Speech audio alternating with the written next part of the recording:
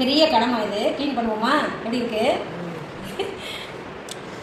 சரியில்ல? ஆமாம். எப்படி வந்து பார்க்கலாம் க்ளீனிக்கு.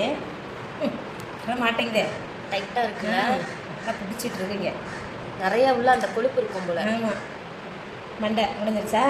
இந்த கூட முதல்ல க்ளீன் பண்ணிடுவோம். இதில் அம்மாவுக்கு பயங்கர கால் வலி மக்களே, அதனால அம்மா இங்கே உட்காந்துட்டு தான் பண்ணுறாங்க. நாங்கள் அப்புறமா தொடச்சி க்ளீன் பண்ணிடுவோம். எனக்கு பெரிய மண்டை இல்லை,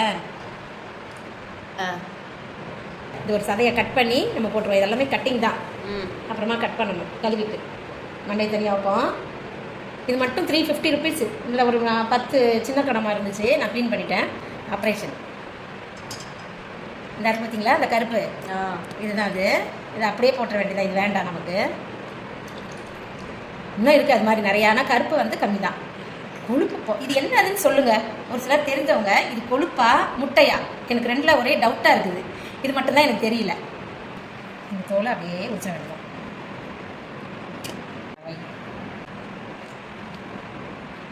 பழம் பெருசாக க்ளீன் ஆகிடுச்சா? இப்போ கட் பண்ணிடுவோமா?